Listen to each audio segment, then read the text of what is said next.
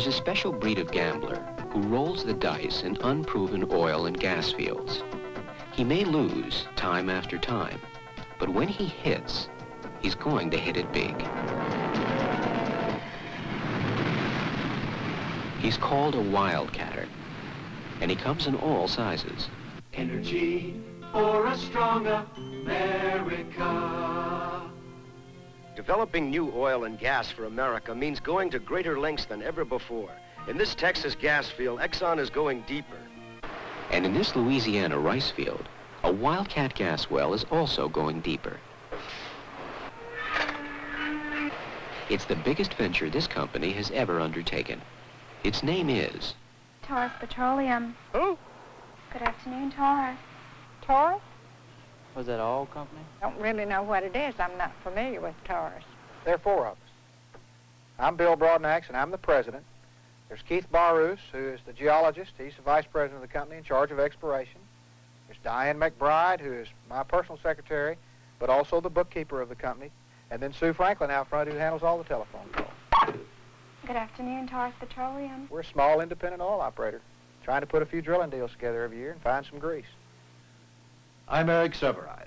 I'm surprised to realize that in 30-odd years of TV programming, I've never been involved in a program about business, about the inner dynamics and drama of any specific business. TV has all but neglected the subject. Yet Calvin Coolidge was not so wrong when he said the business of America is business. Certainly just about everything else could spoil and go soft. The arts, the press, sports, just about everything if business went truly bad. In fact, to thrive, those enterprises often have to become businesses. Today, any business is a lifelong struggle and a day-to-day gamble. The usual plot resembles the Hollywood script, boy meets girl, etc. Businessman sees fortune, businessman misses fortune, businessman gets fortune, sometimes. Over the next 13 weeks, we'll show you how some of these business dramas have unfolded. None is more relevant than drilling for oil and gas. Herewith, the story of a Wildcat gas well, time 1980, place Lafayette, Louisiana. It's the biggest thing I've ever done in my life. How could I keep from being excited? If this one hits, and hits like we think it will, we will have found a whole lot of gas reserves.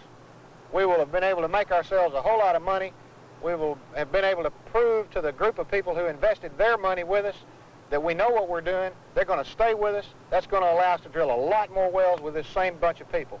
Everybody that knows that we make a discovery like this is going to say, these guys got something on the ball. Let's go spend some money with us. Now, that's Glasscock Rig 64.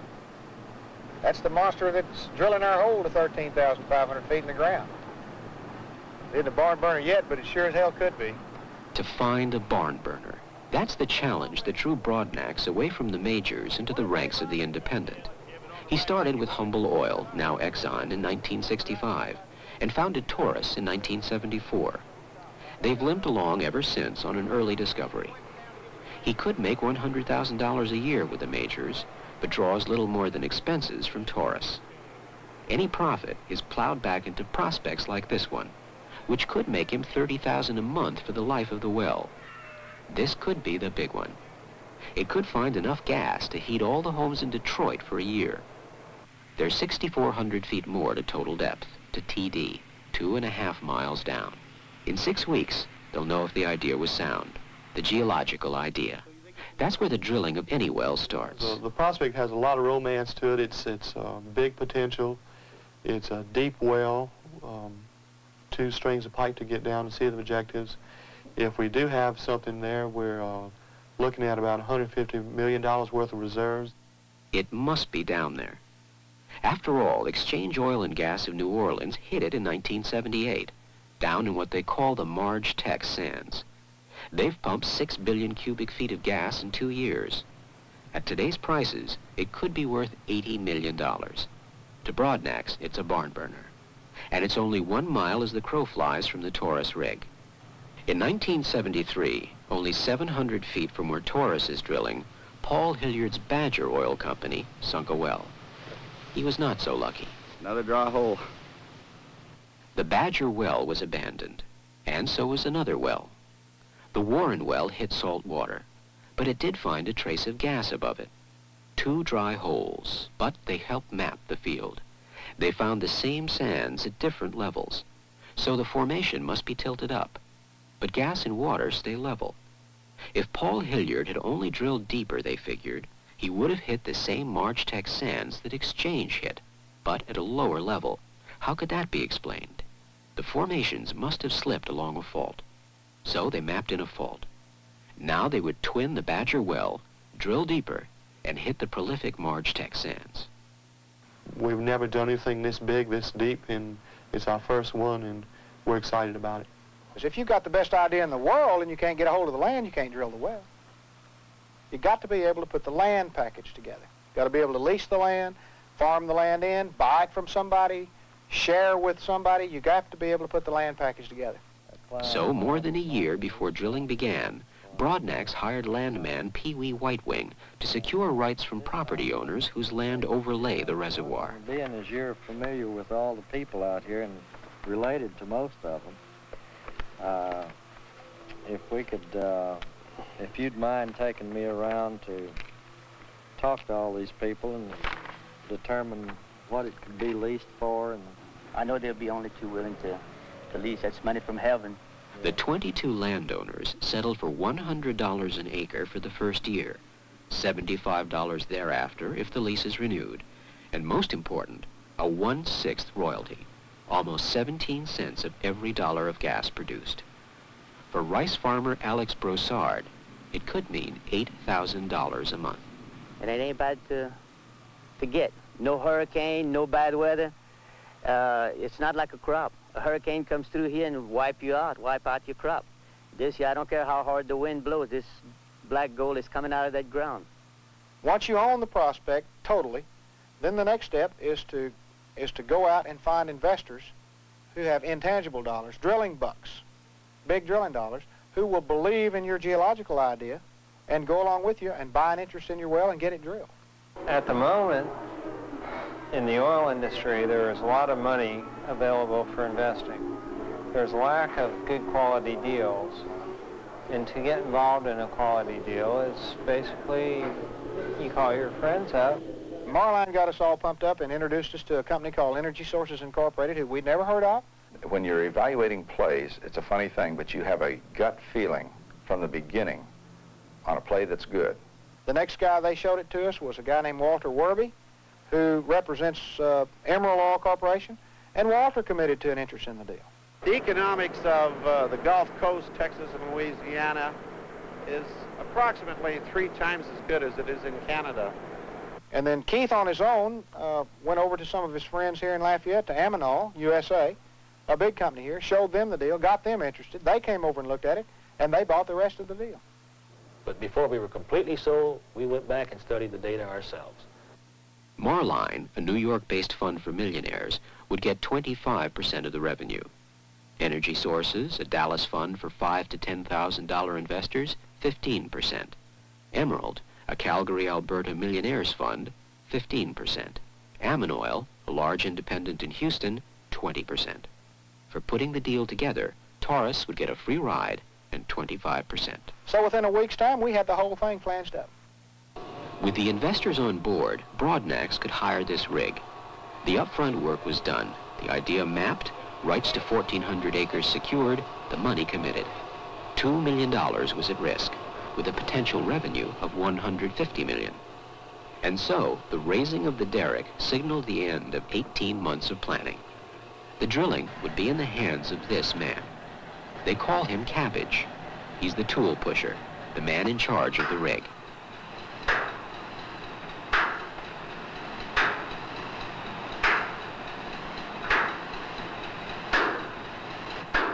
Cabbage has been drilling for 12 days now, 3,000 feet more to total depth. It's a critical time.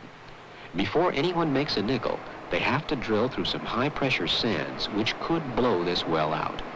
And there have been a lot of blowouts recently on the Gulf Coast. Well, we usually watch it pretty closely. We ain't never been on one. Come close sometimes, but it don't go out on us. We catch it before it does. To catch a well before it blows out can involve some tricky engineering. It demands they know exactly where they are.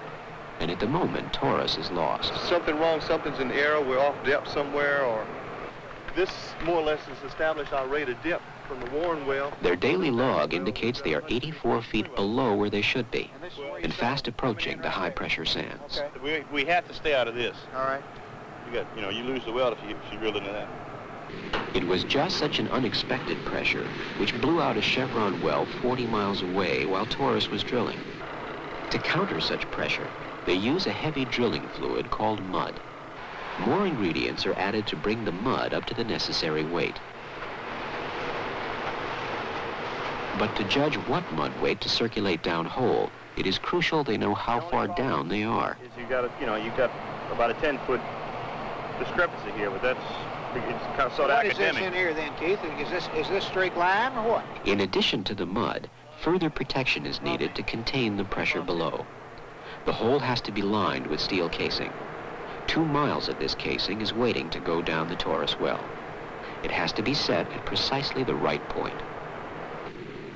A year earlier, this Amoco well north of Baton Rouge, only an hour away, hit unusually high pressure at 15,000 feet and blew out. The hole was lined with steel casing, and the casing was filled with mud. But the mud weight wasn't enough, or the casing was set in the wrong place. Suits filed for damage total $100 million. This is why it is critical that Taurus find the exact spot to set its casing. You're going to have to add another 100 feet to it. So instead of having a 10-8 casing, what we're looking at 10-9 to 10-9-50. Which will throw you into this section in here. Stay out of this sand here, because that sand we can't handle without protection. Can you handle this right in here? Yes. One important indicator of where they are will come from paleontologist Ray Bain. He examines the fossils of microscopic organisms. They call them bugs. They are found in the rock being cut by the drill bit and circulated up by the mud. He's looking for the fossils that the old Badger well nearby found at the same depth. But Ray Bain, the bug man, can't find them. Oh, yeah, I'm concerned that I don't want it to blow out. I don't want it to cost the money if it blows out. I'm concerned that I want to be right, I want to be accurate. And if I'm not accurate, we're in trouble. We don't know where we are right this minute, but we've got another couple of 100 feet to drill. We've got some more indicators coming. We've got a paleo man who's the best you can buy. He's going to be looking for his bugs. If we find his bug, then we're going to know where we are. We'll know exactly what to do then. We'll stop drilling. We'll log the well and run our protection pipe.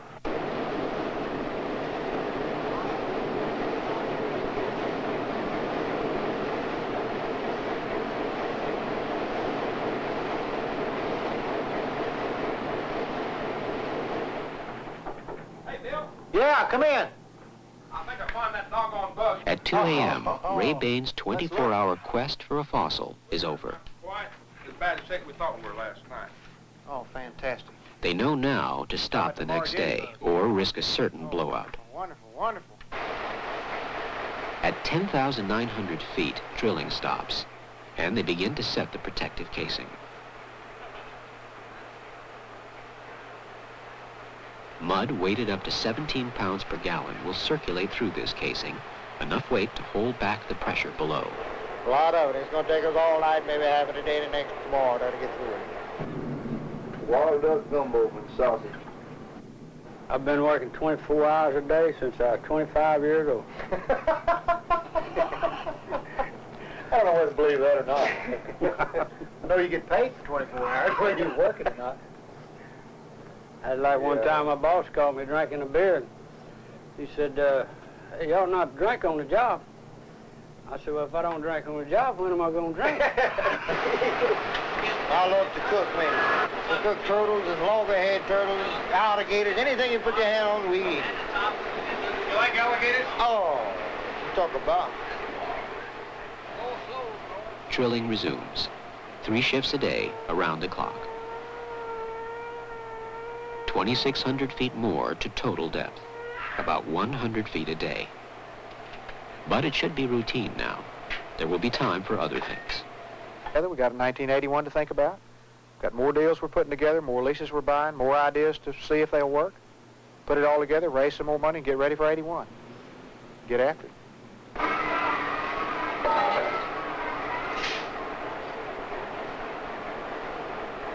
Oh, alligator, he's got 7 kind of meat on him. And all the meat is like a ribeye or anything else on him. And but he's good eating. I make sausage with mine, and you can't ask for better sausage. Monday we can go to Houston, try to sell some more deer. Yeah. Okay. Definitely. Well, I'll set us up over there and package everything up we got and, you know, grab our or whatever and go. Okay. Okay.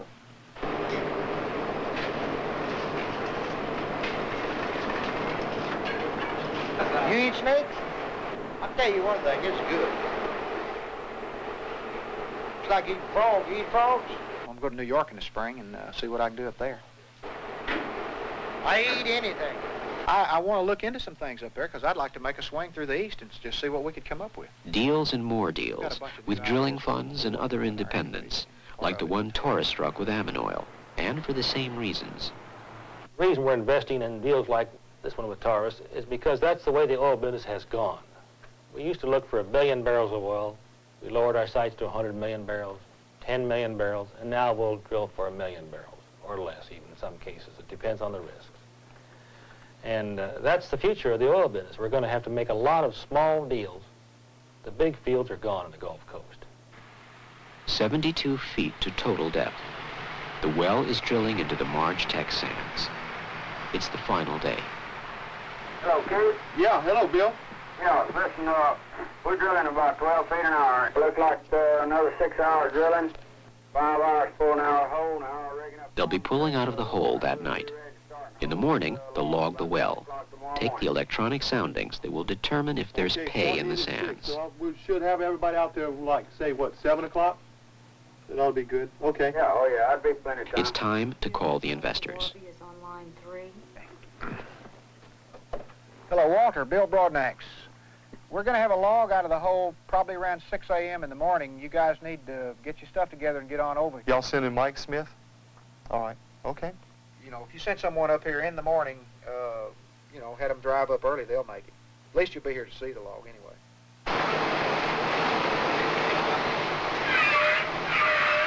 Bill, let me ask you a question. All right. Do you have any shows at all in that sand?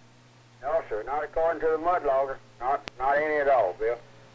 No breaks that would show that you were in real good, clean sand, or? Well, it showed good, clean sand, but it didn't have anything in it. Wasn't any gas to amount to anything. Okay. Well, good luck, and thank you a bunch, and we'll see you during the middle of the night or early in the morning. Okay, fine. Okay, if you need anything, call us. Sure will. Okay. Thank you. Thank you, Bill. All right. Poot, poot, and repoot.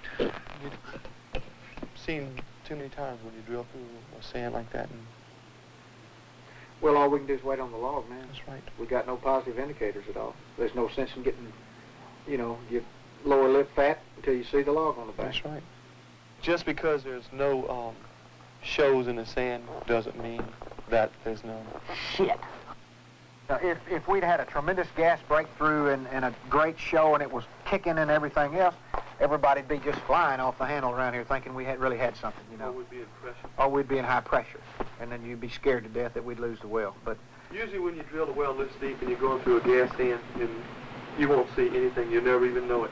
you can sit and speculate and speculate and speculate and do anything you want to do, and you're not going to know a damn thing until you get the log out of the hole. It's something everybody goes through, though. You sit here and bite buttonholes in your seat until you get that log on the ground, and then you can look at it.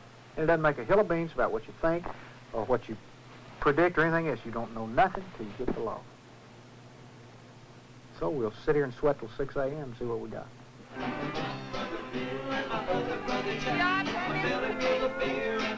The final night, and it's ladies free at the Rimrock Lounge, favorite haunt of the Lafayette oil crowd.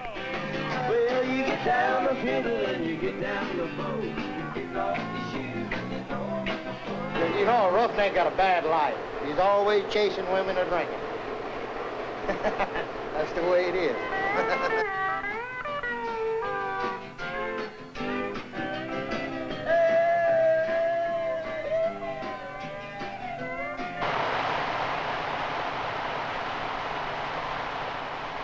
After 2 months of drilling, the well is at total depth, 13,435 feet. It will take most of the night to pull the bit out of the hole and stack the drill pipe. The investors have been briefed, and they join the late-night vigil. I wouldn't sell my interest. We don't know what's going to happen tomorrow morning. We have to wait and see the logs. but it's up to this time, as from the data we have, it's a very good deal. We're running more optimistic than the prognosis was. I'll feel a lot better when I see a log. The deal that was presented looks as good or better than it was presented to us on paper, but that definitely does not guarantee that we've got a well. Brother Bill and my other brother Jack, a belly full of beer and some Buddha in a sack. 16 kids in the front porch light, Louisiana Saturday night. The last drill bit is pulled out of the hole. The rental tool suppliers and drilling crew have all been paid. Get paid just the same, even if we make one or we don't make one. But I like to see them always make one. $1,400,000 from corporate America, 24 millionaires, and 700 small investors have circulated down the hole and through South Louisiana. This is what keeps the Wildcatters at Lafayette swinging. You get down the field and you get down the boat. You put off your shoes and you go to the floor. Dance in the kitchen till the morning light. Louisiana Saturday night. It's either going to be there or it isn't going to be there. If it is, we're brilliant. If it's not, it's just another good shot that we made in a place where a well ought to be drilled. It's morning, or perhaps the morning after. They've all gathered in the trailer to await the results. Woody Gray from Marline, whose recommendation got the others involved. Taurus geologist Keith Perouse. Bill Broadnax, who could personally make $30,000 a month if his estimates are right. Walter Warby of Emerald, and Mike Smith of Energy Sources. Walter plans to buy a string of racehorses with his $3 to $5 million profit.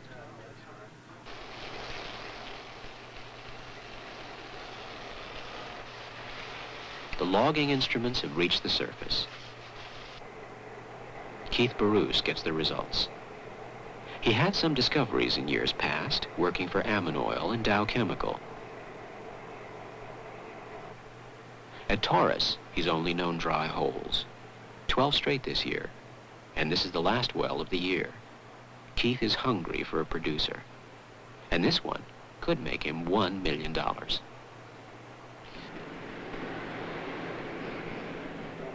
like we got a dry hole. Read it and wait.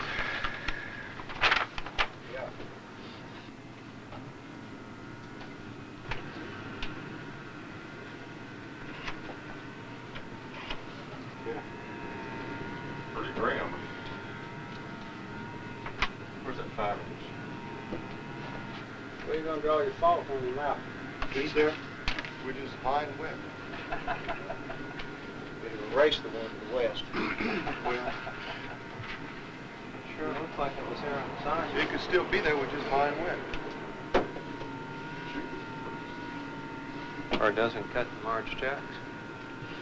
Yeah. So we don't see. Jiminy Christmas. Piddly diddly dee. Mike, why didn't you make that sand come in on the way over here? On the road instead.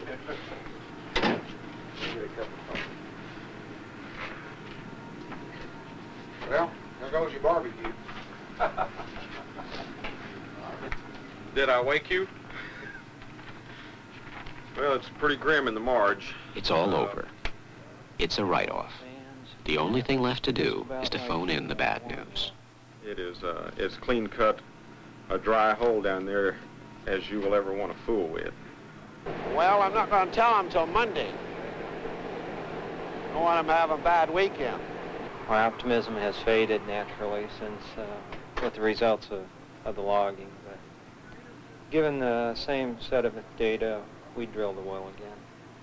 We don't feel good at all. Nobody likes to drill a dry hole, but we all know that in this business you're going to drill dry holes. You have to drill dry holes to find oil and gas. We've been 55 days out here drilling and a year and a half working this thing up. You know, it's like losing a baby or getting a divorce or, you know, it's a tragedy. But it won't be for long. We're going to be drilling some more. Not tomorrow, but in a week or so, we'll feel better and start all over again. Tomorrow you start thinking about where you're going to drill the next well. You forget this one. Not going to buy any racehorses on this one, no. Get after it. Get some more bits turning to the right. Can't find oil sitting on your butt. Taurus began the year $300,000 in debt from purchase of new leases. In 6 months, Broadnax drilled 4 small oil wells, all producers. Keith Bruce has had 4 job offers. To keep him, Broadnax upped his salary by 1/3 and raised his royalty interest in future discoveries. Walter Warby's Calgary Millionaires should break even in 1980 with 1 oil discovery and 4 dry holes. The High Rollers in Marline's high-risk fund should break even with 21 producers, 20 dry holes. With luck, they'll get 3 to 1. Energy Source's low-risk fund for low rollers has to date 8 producers, 7 dry holes. It could pay 2 to 1. In 1980, Ammon Oil drilled 101 Wildcat wells, made 44 discoveries, well above the industry average. It's like the man said, when your old dog dies, go get another one.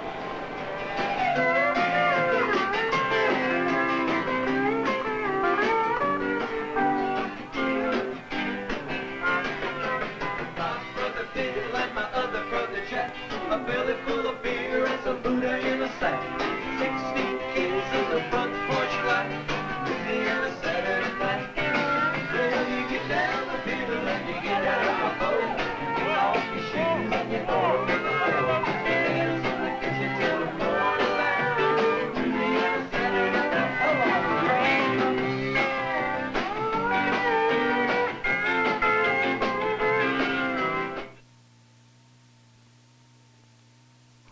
This program was presented by WGBH TV, which is solely responsible for its content.